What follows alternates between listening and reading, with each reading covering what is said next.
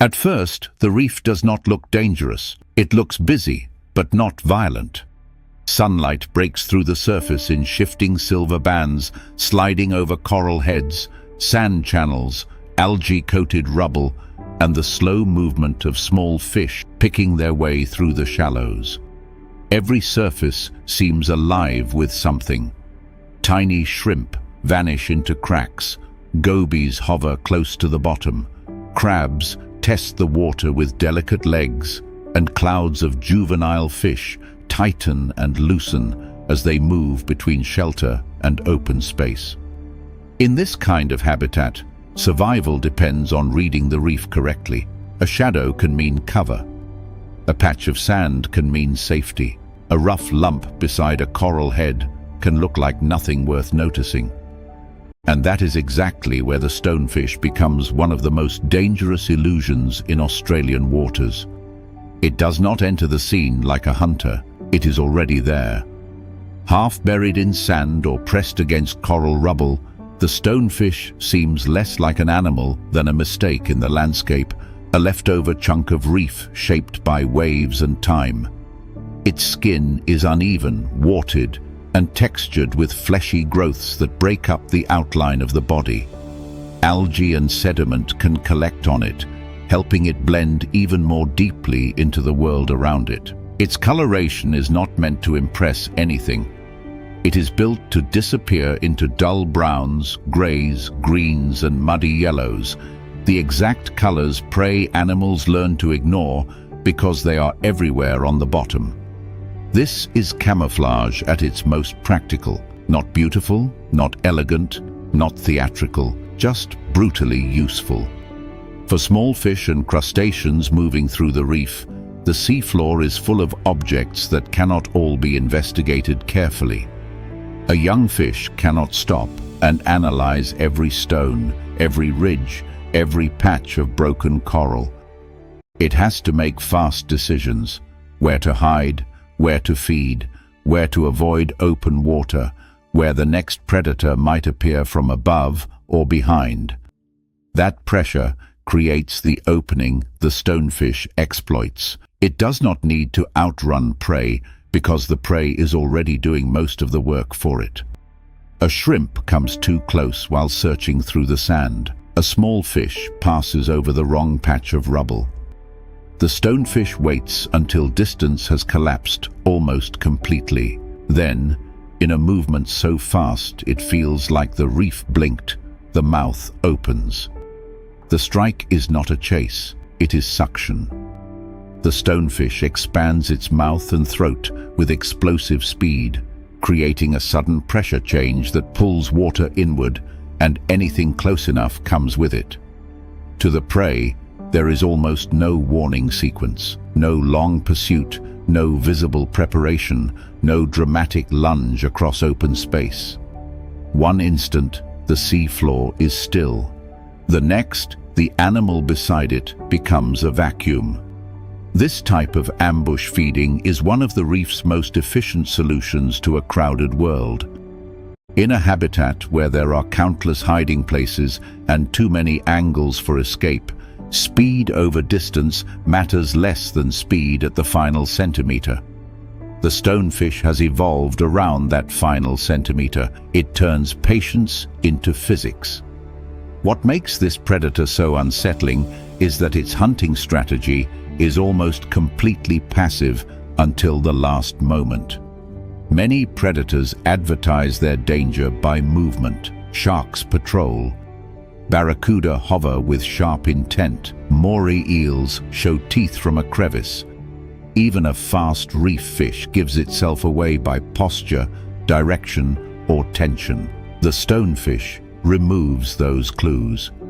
Its eyes sit high on the head, watching from the surface of what looks like rock. Its body remains heavy and compressed against the bottom. Its pectoral fins can brace it into place, allowing it to hold position in shallow surge where water movement might expose a less specialized hunter. The animal becomes part of the reef's visual noise, and visual noise is where mistakes happen. This is where the stonefish's camouflage becomes more than a trick. It is an ecological strategy built around the way other animals process information. Prey do not simply see danger, they filter the environment for patterns that usually matter. A moving silhouette matters, a sudden shadow matters. A familiar predator shape matters, a stone does not. By becoming something that the brain categorizes as background, the stonefish avoids triggering the alarm systems of its prey. In that sense, its disguise is not aimed only at the eye, it is aimed at attention itself. The prey may look directly at it and still fail to treat it as alive. But the stonefish is not only a predator hiding from prey, it is also a prey animal that has solved the problem of being attacked. Its body is slow, squat, and not built for graceful escape. If a larger predator finds it and tries to bite, the stonefish cannot win by speed. Instead, it carries a second layer of danger along its back. Venomous dorsal spines capable of turning contact into punishment. These spines are not hunting tools. The stonefish does not use them to capture fish. They are defensive weapons, raised by anatomy rather than attitude, waiting for pressure from above. A predator that bites down or a foot that steps in the wrong place can force the spines upward and drive venom into tissue. That is the brutal double identity of the stonefish. To small animals, it is a hidden mouth. To larger animals, it is a hidden trap. The same camouflage that helps it hunt also makes accidental contact more likely, because the animal does not look like something that should be avoided. This is why the stonefish has such a powerful reputation among humans in shallow tropical waters. It does not need malice, aggression, or pursuit. It only needs someone to misread the bottom. A person walking through a tide pool, stepping from coral rubble to sand, may put weight onto what looks like a harmless stone and discover that the reef has teeth in places where teeth do not belong. The pain from a stonefish sting is considered extreme because the venom is delivered deep through strong spines under body weight. In nature, that kind of pain has a purpose. A predator does not need to die for the defense to work. It only needs to learn instantly and violently that this meal is not worth touching again. Defensive venom is often about memory as much as injury. It rewrites the attacker's behavior. A fish, ray, or larger reef animal that survives a painful encounter may avoid similar textures or shapes in the future. The stonefish's body therefore affects the behavior of the animals around it, not by chasing them, but by becoming an object the ecosystem learns to respect. Its place in the reef is not random. Ambush predators like stonefish help shape the movement of smaller animals across the bottom. Every hidden hunter adds risk to open patches and feeding routes. Small fish and crustaceans must balance hunger against exposure, and that balance influences when they feed, where they pause, and how quickly they cross certain areas. The reef may look like a colorful paradise from above, but at ground level it is a map of pressure. Every crack can hold shelter or danger. Every still object can be harmless structure or waiting death.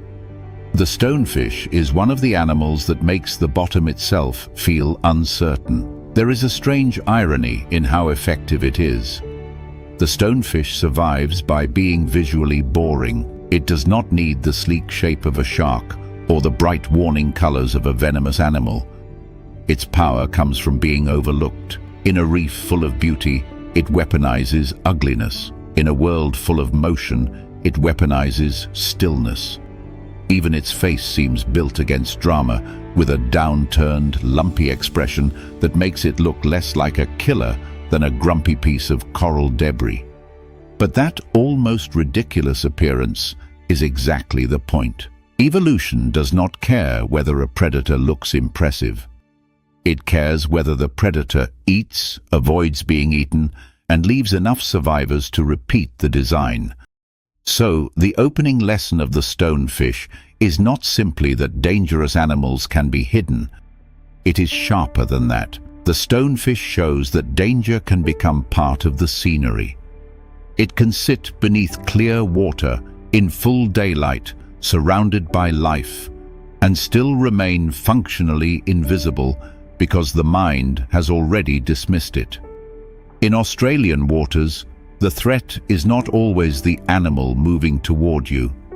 Sometimes it is the animal that has been under your gaze the whole time, waiting so completely still that the reef itself seems to be keeping its secret. At night, the Australian landscape changes ownership. The heat drains slowly from roof tiles, fence posts, tree trunks and sandstone walls, and the small animals that stayed hidden through the harsh daylight begin to move. A possum tests the edge of a branch. A rat slips along a beam inside a roof cavity. A bird settles deeper into a hollow, trusting the dark entrance behind it. In suburban gardens, bushland edges, farms, sheds, and coastal forests, these movements feel ordinary because they happen every night. But the carpet python has built its life around that ordinariness. It does not need a wilderness untouched by people. It does not need a dramatic hunting ground far from houses. It only needs the narrow routes animals repeat without thinking, and the patience to become part of those routes before the prey arrives. The unsettling thing about a carpet python is how easily it can belong to two worlds at once. In daylight, it may be coiled in a tree hollow, folded through a roof space, resting behind bark, or hidden in the shadowed gap between rocks where its patterned body disappears into broken texture. The markings that give it such beauty up close are not decoration in the wild. Those blotches and bands fracture its outline, turning one continuous body into a confusing patchwork of bark, leaves, shadow, and sun-scored wood. A still python is difficult to read because the eye wants animals to have edges, direction, and obvious shape. The carpet python denies all of that.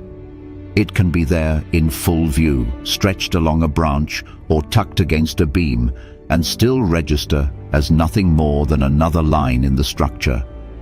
For prey, this is where the danger begins long before the strike.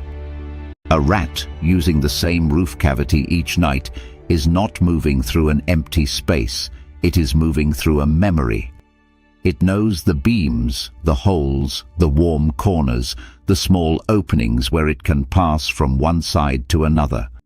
A possum crossing branches through a garden canopy is doing the same thing on a larger scale, following familiar aerial roads that keep it away from dogs, foxes, and open ground. The python understands these patterns without needing to think like a mammal. Its world is built from scent trails, vibration, heat, and timing. Its forked tongue collects chemical traces from the air and surfaces, delivering them to a sensory organ in the mouth that helps translate invisible trails into usable information. What looks like stillness from the outside is often careful reading. The strike, when it comes, is sudden enough to feel unfair. A carpet python's head may remain motionless for long periods, slightly lifted, angled toward a route where prey is likely to pass. Along the lips, heat-sensitive pits can detect the warmth of nearby birds and mammals, giving the snake a way to aim in darkness when vision alone would not be enough. Then the distance closes in a flash. The jaws open, recurved teeth catch, and the first bite is not meant to chew or tear. It is an anchor. Those teeth curve backward like tiny hooks, making retreat difficult once contact is made. The python does not need venom because it has a different system for turning contact into control. The moment the bite lands, the rest of the body begins to arrive. That is when the real assassination begins. The coils do not crash down like brute force. They organize themselves. Muscle after muscle contracts along a body built almost entirely around grip, leverage, and pressure. The prey's first instinct is to pull away, twist, kick, bite, or claw, but every movement can help the snake find a better hold. A coil slides over a shoulder, around the chest, across the hips, or through the narrow space between body and branch. In open ground, a struggling animal may create angles, distance, or momentum. In a roof cavity, tree hollow, or branch fork, there is nowhere to build that escape. The walls, bark, beams, and corners become silent partners in the python's method. The environment that once protected the prey now helps take options away. Constriction is often misunderstood as crushing, but the deeper truth is more precise and more chilling. A python is not trying to break every bone in the body. It is interfering with circulation and breathing by applying sustained pressure around the body. Blood flow becomes harder. The chest cannot expand properly. The prey's own panic burns oxygen faster at the exact moment the body is losing the ability to recover it. Some constrictors can even adjust pressure in response to the struggle beneath them, tightening as movement continues and maintaining force until the signs of resistance fade. The python's method is not loud, but it is extremely efficient.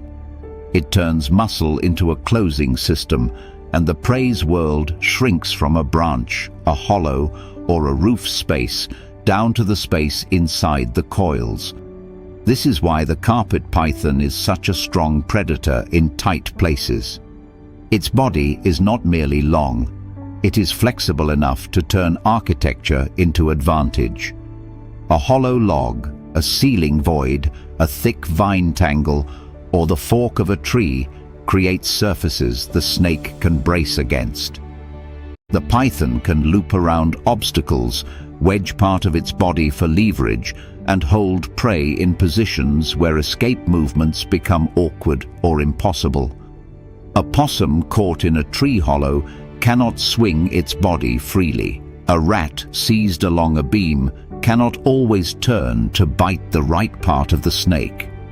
A bird taken near a nest cavity may have wings that are useless because there is no room to open them. The python does not just capture animals, it captures them in places where their best defenses fail. Living close to humans has made this animal feel more unnerving, but it has not made it unnatural. Human settlements create exactly the kinds of edges many predators can exploit. Gardens next to bush, sheds full of rodents, roof spaces warm enough for shelter, chicken coops attracting rats, fruit trees drawing possums and birds. The carpet python follows food and warmth, not drama. It may appear in a garage or ceiling because the conditions there make biological sense. A roof can hold residual heat after sunset, useful for an ectothermic animal that depends on external sources to regulate body temperature. A wall cavity can offer shelter from weather. A backyard full of prey can become, from the python's point of view, simply another hunting patch with strange, straight trees and metal branches. Thermoregulation shapes much of its behavior. Unlike mammals and birds, a carpet python does not generate constant internal heat at the same level. It must manage body temperature by moving between sun, shade, warm surfaces, and cooler refuges. After feeding, warmth becomes especially important because digestion is expensive. A large meal can sit as a heavy, visible swelling in the body, while acids and enzymes begin the slow work of breaking down fur, feathers, bone, and muscle. The snake's metabolism rises, and a safe, warm place can speed the process. This is one reason pythons may seem inactive for long periods after a successful hunt. They are not lazy. They are processing an entire animal with a body plan that values patience over constant motion. There is a strange balance in how people experience carpet pythons. To someone who discovers one above a doorway or across a roof beam, the reaction is often fear, and that fear is understandable. A large snake appearing in a human space feels like a boundary has been broken, but ecologically, the python is often performing a role people quietly benefit from. It removes rats, mice, and other small animals that thrive around human food, shelter, and waste. In some places, it becomes an unpaid pest controller with terrible public relations. The problem is not that the python is hunting where it should not. The problem is that humans accidentally built excellent hunting corridors and then acted shocked when a predator learned to use them. Still, the carpet python deserves respect because its calmness can be misleading. It is not a monster, and it is not interested in wasting energy on unnecessary conflict. But it is a powerful ambush predator with tools refined by evolution for close-range control. Its invisibility is not the same as the stonefish's camouflage on the reef floor. The python's invisibility is behavioral and spatial. It hides inside routine. It waits in the places animals already trust. It turns darkness, warmth, scent trails, and tight architecture into part of its body's strategy. By the time prey realizes the branch, beam, or hollow was occupied, the most important part of the encounter has already happened. The carpet python shows that danger does not always need to look hidden in the simple sense. Sometimes it is hidden because life repeats itself. A route used every night becomes predictable. A hollow that feels safe becomes a trap with one living entrance. A roof space full of familiar smells becomes a hunting ground. In the Australian night, the python's greatest weapon may not be speed, strength, or even constriction. It is the ability to wait where the future is almost certain to pass. At the edge of a creek or farm dam, the dragonfly can look like the gentlest thing in the whole scene.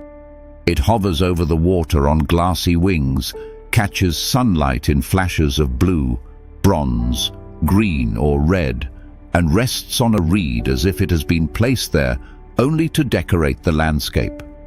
Around it, the pond seems calm. Water striders skate across the surface. Mosquitoes rise in loose, trembling clouds. Midges gather in the warm air. Small flies drift over the muddy edge where plants lean into the shallows. To a human eye, it can feel peaceful, almost delicate. But that impression is badly wrong. The dragonfly is not a fragile ornament of wetlands. It is one of the most refined aerial predators on Earth, and the beauty is just the part of the weapon system we happen to notice first. Its body is built around interception. A dragonfly does not hunt like a clumsy insect, chasing whatever crosses its path. It calculates movement with terrifying precision. Those huge compound eyes dominate the head for a reason. They give the animal an enormous field of view, allowing it to detect tiny changes in motion across the air around it. To prey, this is a nightmare advantage. A mosquito may think it is part of a swarm, just one speck among many, but the dragonfly can isolate a target and adjust its flight path before the prey understands it has been selected. The attack does not depend on blind speed alone. It depends on prediction. The dragonfly reads where the prey is going, not just where it is. That is what makes its flight feel so unnatural when watched closely. It can hover, surge forward, stop suddenly, rise, drop, or turn with a precision that would make most flying insects look drunk by comparison. Each of its four wings can be controlled independently, which gives it extraordinary freedom in the air. It can accelerate into a chase, correct its position mid-flight, and approach prey from angles that leave very little time to react. A fly may dodge left, a mosquito may climb, a midge may drift with the breeze, but the dragonfly's body is constantly solving the geometry of the pursuit. It is not merely following the prey, it is closing the future space between them. The moment of capture is fast and practical. The dragonfly often forms a kind of basket with its legs, scooping prey from the air while remaining airborne. For small insects, the encounter can be almost invisible from the ground. A flicker, a tiny adjustment, a missing speck in the swarm. There is no long struggle, no dramatic chase across the open sky. The dragonfly catches, holds, and eats with the calm efficiency of an animal that has been doing this for hundreds of millions of years. Long before birds filled the sky, dragonfly relatives were already aerial predators, shaping the early insect world with wings, eyes, and speed. In that sense, every modern dragonfly is carrying an ancient hunting design into a modern wetland. But the most interesting part of the story is that this predator does not begin in the air. The winged adult is only the second life. Before the dragonfly becomes the bright hunter above the pond, it spends its youth underwater as a nymph, hidden among stems, roots, mud, and submerged leaves. Down there, the world is slower, darker, and more crowded with tiny dangers. Mosquito larvae wriggle near the surface, tadpoles graze in the shallows. Small aquatic insects crawl through plant debris. Even young fish may pass too close. The dragonfly nymph waits inside this drowned forest like a miniature ambush predator, and nothing about it looks decorative. Its weapon is one of the strangest tools in the insect world, a hinged lower jaw, often called a labium, that can shoot forward to seize prey.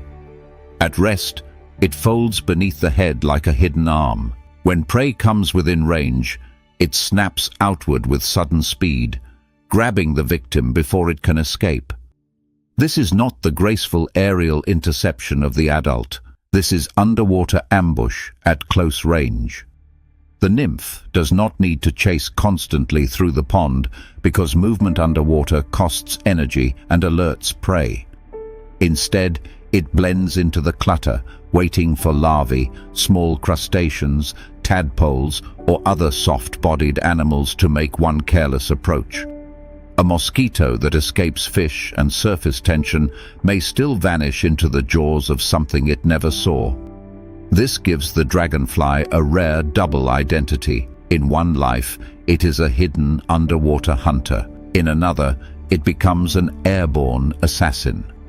The same animal dominates two completely different worlds by changing not only shape, but strategy. As a nymph, it survives through patience, concealment, and a spring-loaded strike. As an adult, it survives through vision, flight control, and high-speed interception.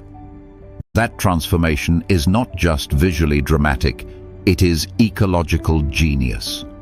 By feeding underwater when young and above water as an adult, dragonflies connect two food webs that many people think of as separate. The pond is not one ecosystem at the surface and another below it. It is a vertical battlefield, and the dragonfly belongs to both layers. The pond itself helps explain why this strategy works. Still, water is full of life, but much of that life is vulnerable because it must move through open spaces. Mosquito larvae must come near the surface to breathe. Tadpoles graze along exposed plant stems. Tiny aquatic insects crawl across debris.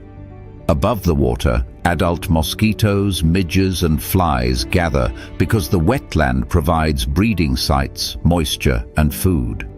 The dragonfly exploits the entire system. It grows up eating the young of animals that depend on water, then emerges to hunt the adults that lift from that same water into the air. There is a brutal neatness to it. The pond raises the dragonfly's prey, and the dragonfly patrols the pond's exits.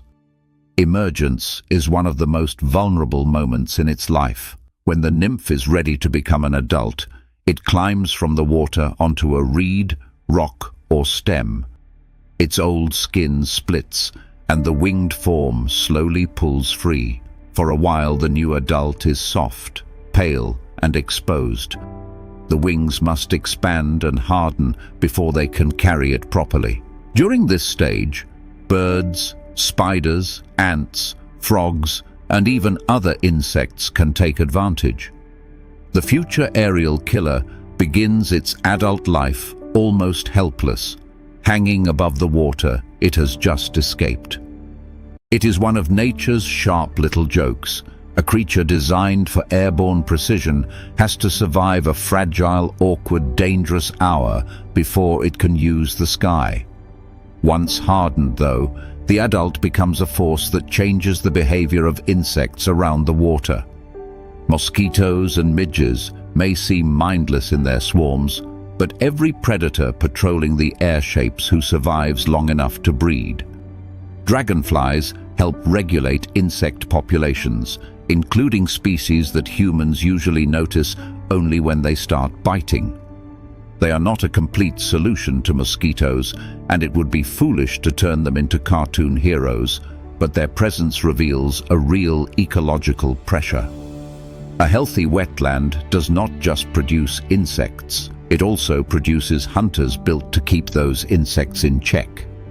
Temperature and sunlight matter here too. Dragonflies are powered by warmth. On cool mornings, they may perch and absorb heat before becoming active. Their flight muscles need the right conditions to perform at full capacity, and their behavior often follows the rhythm of the day. As the sun strengthens, the air above the pond fills with motion. Males may defend territories, chasing rivals from favored perches or patrol routes. Females approach the water to lay eggs, sometimes tapping the surface or inserting eggs into plants depending on the species. Every movement has risk. A dragonfly that hunts other insects can also be hunted by birds, spiders, frogs, fish, and larger dragonflies. Even predators live inside somebody else's appetite. That is why the dragonfly is such a strong chapter for this theme. It exposes the failure of human first impressions. We see a jewel with wings. Smaller insects see a precision-guided hunter. Underwater prey see too late. A camouflaged nymph with a jaw that fires like a trap. The danger is not hidden in one place. It is split across water and air, silence and speed, childhood and adulthood. People walk past ponds, creeks, and roadside ditches, thinking nothing much is happening, when in reality, the surface is only a border between two hunting zones. Below it, nymphs wait among drowned stems. Above it, adults patrol the warm light. The dragonfly is not delicate. It is what happens when evolution gives beauty to a machine built for capture. In the dry heat of northern Australia, shallow water can look harmless from a distance. A creek bends through paperbark trees, dragonflies hang over the surface, and reeds lean into the current, where small fish flicker like loose pieces of sunlight. The bank is marked with tracks from wallabies, water birds, goannas, and feral pigs, each one coming to the edge for the same reason. Water is life in a landscape that can turn brutally dry. But water is also where the rules change. Reflections break shapes apart. Mud hides depth. Glare turns movement into flashes. A predator can be present without looking present at all. In that thin, shimmering line between land and water, the freshwater crocodile becomes almost impossible to judge correctly. It is easy to underestimate this animal because it lives in the shadow of a giant. The saltwater crocodile has the size, the reputation, and the nightmare headline. The freshwater crocodile is slimmer, smaller, and less likely to treat a large animal as prey. But that does not make it weak. It simply means its design is tuned for a different kind of hunting. Its narrower snout is well suited for catching fish, frogs, small reptiles, birds and mammals that come too close to the edge. Its body is lighter and more agile than people expect, especially in the water, where even a modest crocodile becomes much harder to read. On land, it may look exposed and awkward. In shallow water, it becomes a shape made out of patience. Only the most necessary parts need to show.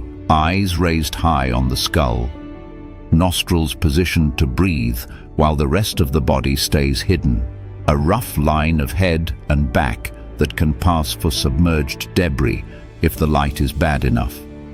This is not invisibility in the magical sense. It is better than that because it works through normal scenery. A branch floating near the bank, a dark patch under the surface, a ripple that seems to come from wind. All of it gives the crocodile cover. The animal does not have to vanish completely, it only has to become uncertain. Prey animals are forced to make decisions inside that uncertainty, and hesitation near water can be expensive. A bird stepping through the shallows is not careless. It is balancing hunger against risk.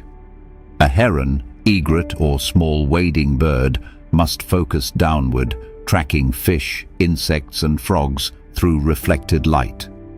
Every successful strike requires attention on the water's surface, and attention is a limited resource. While the bird studies movement below, the crocodile studies movement above. The same edge that provides food also creates a predictable hunting zone. Lizards come to drink. Fish gather in warmer shallows. Small mammals follow worn paths down to the bank. Even insects can indirectly attract larger prey, drawing frogs and fish toward the margins. The crocodile does not need to search wildly through the creek. It waits where life repeatedly makes itself available. That waiting is one of its greatest skills. A freshwater crocodile cannot afford to waste energy on every possible meal. Like other reptiles, it relies on external heat to regulate body temperature, and its metabolism is not built around constant high-speed pursuit. Energy matters. A failed strike is not just a missed snack. It is movement, exposure, and effort spent for nothing. So, the crocodile becomes selective. It holds position. It lets bad angles pass.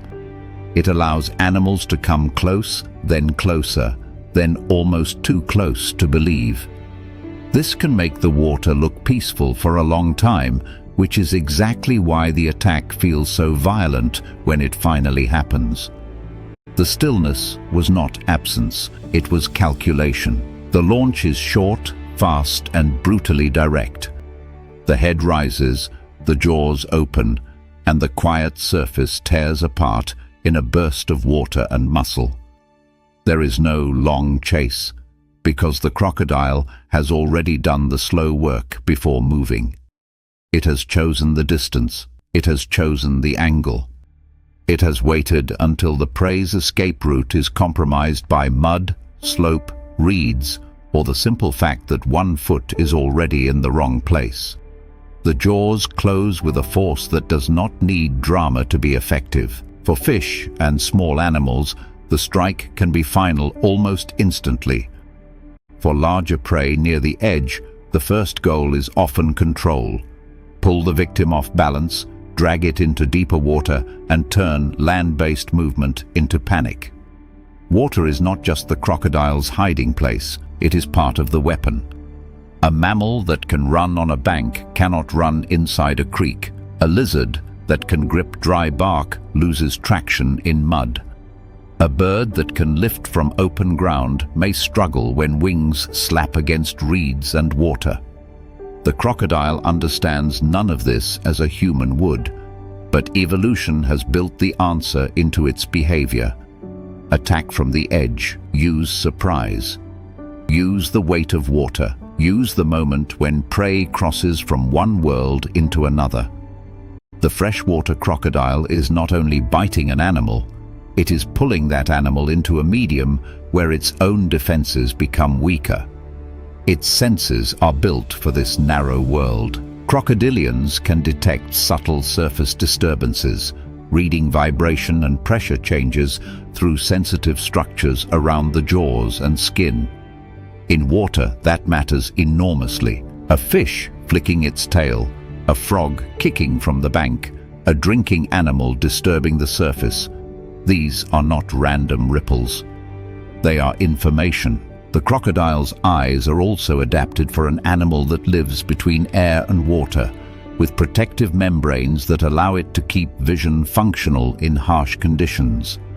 It can watch from just below the surface, breathing through exposed nostrils, while most of the body remains unseen. The result is a predator that does not need to dominate the landscape visually. It only needs to monitor the small betrayals of movement that every living thing leaves behind. During cooler periods, thermoregulation shapes the rhythm of its day. A freshwater crocodile may bask on rocks or sandy banks, gathering heat that powers digestion, movement, and alertness. After warming, it can slip back into the water and resume its quieter role as an ambush hunter. This daily movement between sun and shade is not laziness. It is reptile economics. Every hour of heat gained becomes usable performance later. Every shaded retreat prevents overheating when the Australian sun turns exposed banks into ovens. In this way, the crocodile's life is tied not only to prey, but to temperature, season, water level, and the changing shape of the creek itself. The dry season can sharpen everything. As waterholes shrink, animals gather around fewer reliable sources, and the boundaries between species tighten. Fish become concentrated, birds work the edges more intensely. Mammals return to the same drinking points because there may be no better option. For a patient predator, this is not just a shortage, it is an opportunity. The crocodile's world compresses along with the water, and the danger zone becomes more crowded. Yet this is also part of the ecosystem's balance. Freshwater crocodiles remove vulnerable fish, careless birds, small reptiles, and animals caught at the wrong edge.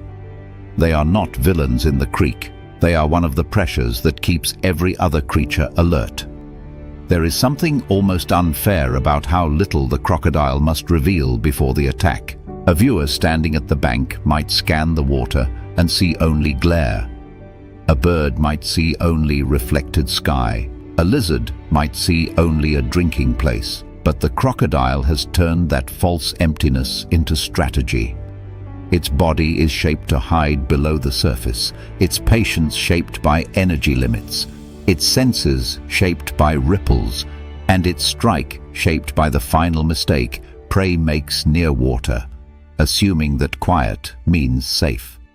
The freshwater crocodile gives this story its waterline fear because it reminds us that danger does not always approach from far away. Sometimes it waits exactly where thirst, hunger, heat, and habit force life to return. The creek does not need to look violent, the surface does not need to boil, the reeds do not need to shake. One pair of eyes can sit in the glare, one set of nostrils can breathe beneath the reflected sky, and the whole scene can remain beautiful until the instant beauty breaks open. The outback often teaches animals to fear what is close. A lizard watches the shadow under a spinifex clump. A grasshopper freezes against dry stems. A mouse slips between stones with its body low, trusting that danger will come through the scrub, across the dirt, or from the mouth of a burrow. Down at ground level, survival feels like a problem of cover and distance. If there is grass overhead, if there is bark nearby, if there is a crack in the soil wide enough to vanish into, then the world seems manageable. But above that small, nervous landscape, The Nankeen Kestrel is using a completely different map. It is not searching the outback as a creature trapped inside it. It is reading it from the air, where every movement becomes a signal and every hiding place has an exposed edge. The Kestrel does not look like the largest predator in the sky, and that is part of its quiet deception. It is small, slim, and almost delicate compared with eagles, kites, or larger falcons. Its warm, rufous back, pale underside, dark eye markings, and pointed wings make it beautiful in the clean light. But beauty is not the point. This bird is built for precision. Where a large raptor may dominate by power, the Kestrel survives by noticing what others miss. It hunts in open country, grassland, farmland, roadside edges, coastal heath, and dry scrub, places where life tries to hide by staying low and still. From the ground, these habitats look cluttered. From above, with the Kestrel holding itself against the wind, the clutter becomes readable. Its most iconic behavior is the hover. Suspended over the land with wings beating rapidly and tail adjusting like a living rudder, the Kestrel can appear almost fixed in the air, as if it has found an invisible perch. But that stillness is not effortless. It is a constant negotiation with wind, gravity, and balance. Each wing beat holds the bird in position, while its head remains remarkably steady, allowing the eyes to scan the ground below without the image shaking into uselessness. In strong air currents, it may lean into the wind and make tiny corrections, saving energy by letting the moving air help hold it up. The result is unsettling because the bird looks calm while doing something physically demanding. It is burning effort, but spending it with surgical control. For prey, the danger is hard to understand because it does not always announce itself nearby. A lizard under low cover may be watching for a snake sliding through the grass or a goanna moving between rocks. An insect may rely on matching the color of dry stems and freezing when shadows pass. A small mammal may pause at the mouth of a burrow, listening for vibration through the soil. These are good defenses against many threats, but they are incomplete against a predator whose attack begins from above.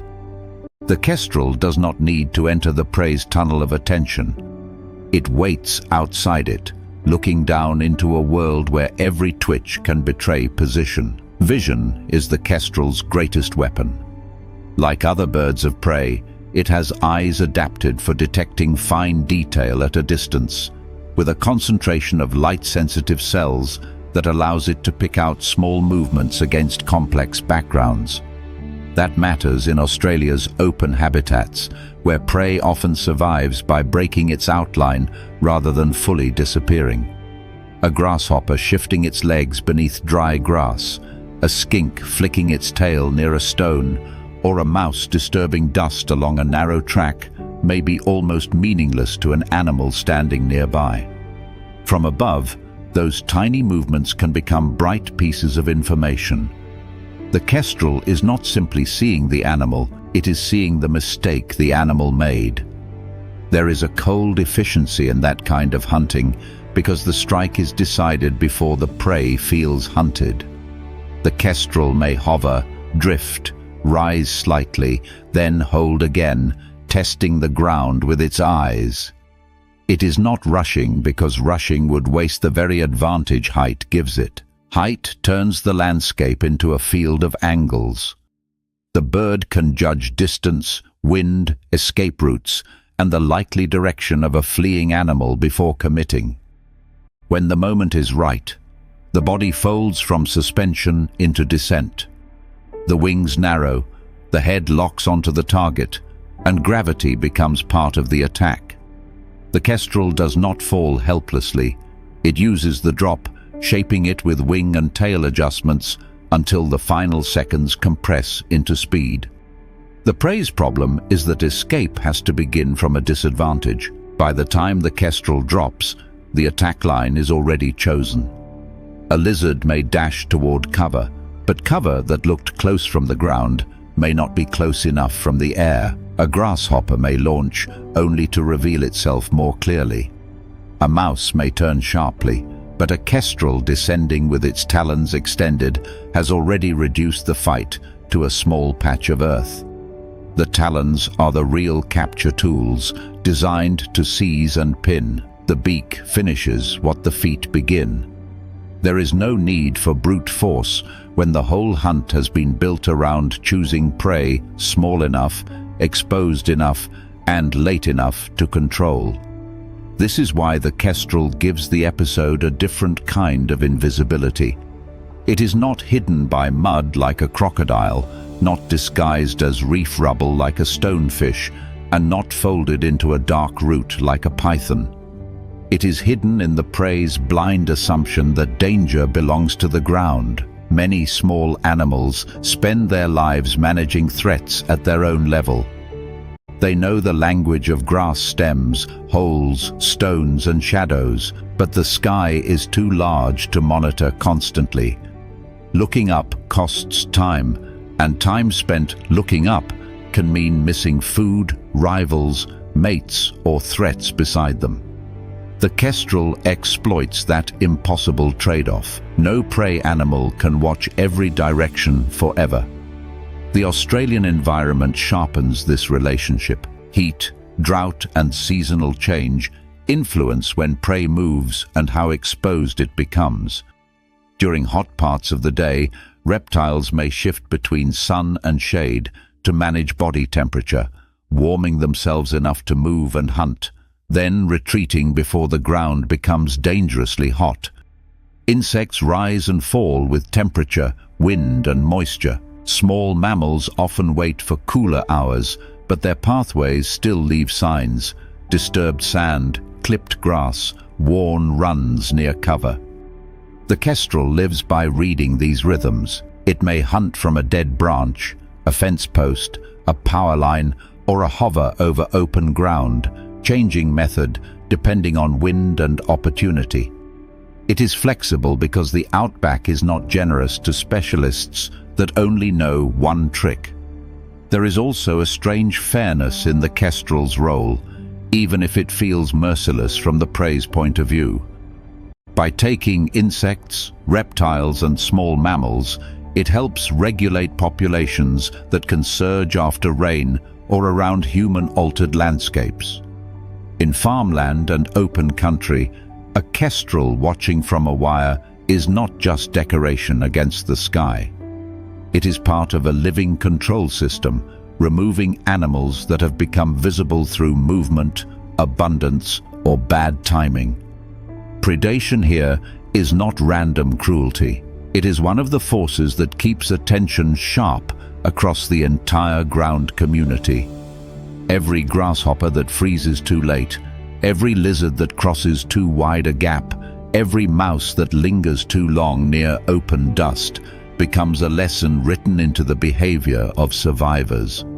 What makes the Nankeen kestrel memorable is that it turns emptiness above the landscape into pressure. The sky does not have to be crowded with wings to be dangerous. One small falcon, holding itself in the wind, can change the meaning of every movement below it. The outback may look still, but stillness is exactly what the kestrel is testing. Somewhere under the grass, something shifts. Somewhere near a stone, a tail flickers. Somewhere in the dust, a body trusts that nothing close has seen it. And above, silent and almost motionless, the kestrel has already made the ground less safe than it looks. In the northern Australian forest, danger does not always move like a single animal. Sometimes it spreads through leaves, branches, and living bridges so quietly that the tree itself seems to wake up. A green ant worker crosses the underside of a leaf with quick, deliberate steps, antennae touching the surface, body tilted forward as if every vibration matters. Around it, the canopy is alive with heat, sap, flowers, beetles, caterpillars, flies, spiders, and the slow chewing of insects hidden inside foliage. To a human walking below, the tree may look peaceful. To anything small enough to live on those leaves, it is not peaceful at all. It is occupied territory. A single green ant is not impressive in the way a crocodile or python is impressive. It has no huge jaws, no coils, no shadow falling from the sky. It is small enough to be brushed away without much thought.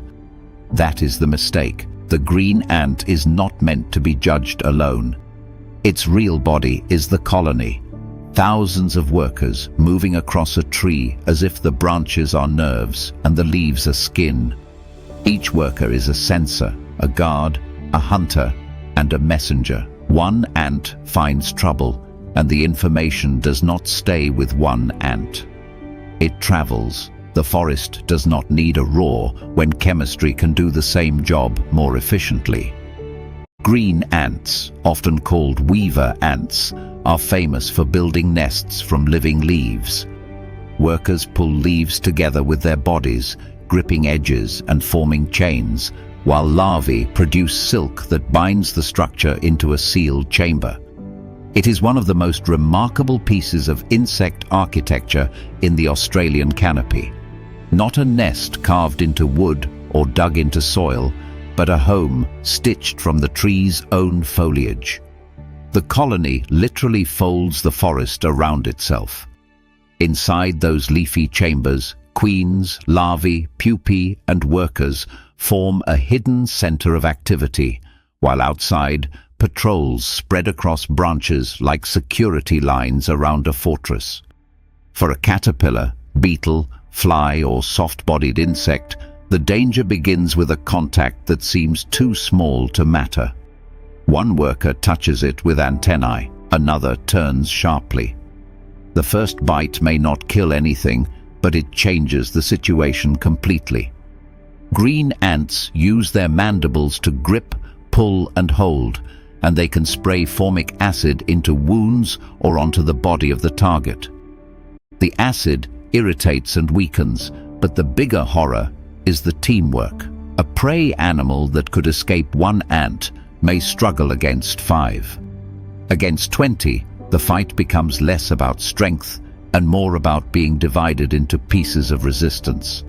One ant holds a leg, another clamps onto the body. Others pull from different angles, turning the prey's own movements into exhaustion.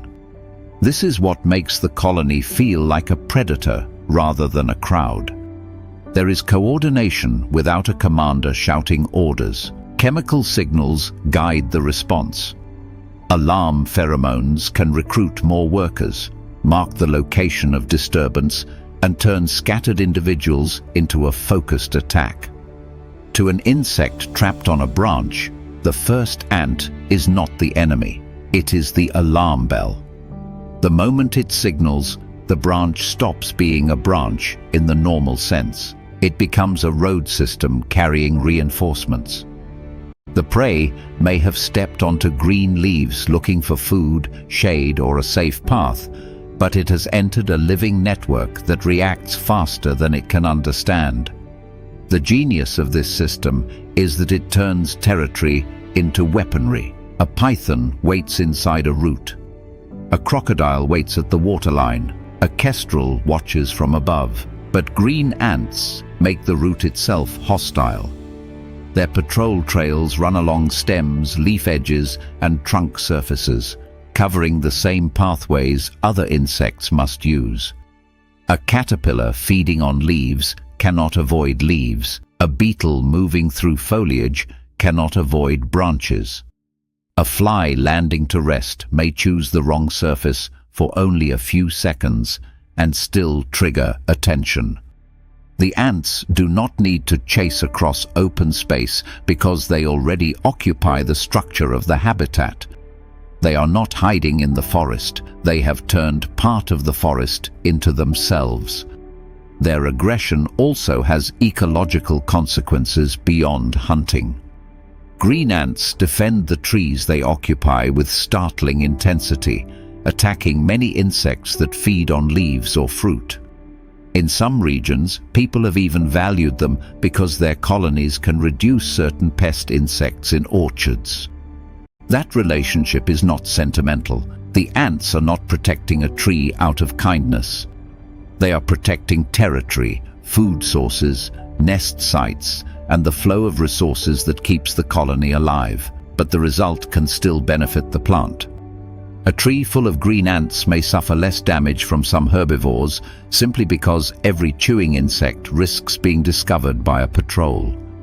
The relationship becomes more complicated when the ants tend sap-sucking insects, such as scale insects or other small plant feeders, for sugary honeydew.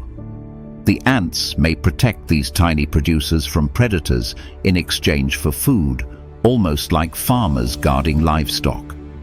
It is a reminder that ecosystems are rarely clean stories of good and bad. The same ant colony that attacks caterpillars and beetles may defend insects that draw sap from the plant. The colony is not acting as a moral force. It is following resources. Sugar matters, protein matters, territory matters. Everything else is filtered through the colony's hunger and survival. Heat shapes their world as well. In tropical and subtropical Australia, the canopy can become a furnace of sunlight, humidity, and shifting shade. Ants are small, and small bodies heat and cool quickly. Their activity follows temperature, moisture, and time of day, with workers using shaded trails, leaf surfaces, and nest interiors to manage exposure. A leafy nest is more than shelter from rain and predators. It is a controlled pocket inside a harsh environment, a place where brood can develop and workers can retreat from extremes. The colony's success depends not only on aggression, but on managing the physical reality of life in a hot canopy. What makes green ants especially unsettling is how their intelligence feels distributed. No single worker understands the whole tree. No individual ant needs a map of the entire colony. Yet, together, through repeated contacts, scent trails, alarm signals, and simple rules, they produce something that looks almost strategic. They find food, defend borders, relocate brood, repair nests, and overwhelm prey. This is not intelligence like a mammal planning an attack, but it is not randomness either. It is swarm logic, and it can make a small animal behave as if it has touched a much larger mind. A struggling insect caught by green ants experiences danger from every direction at once. There is no single throat to bite, no single head to avoid, no one body to outrun.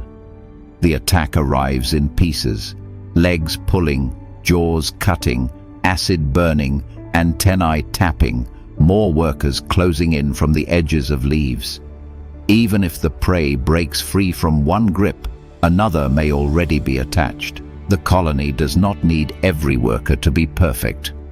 It only needs enough workers to keep arriving. That is the terror of numbers.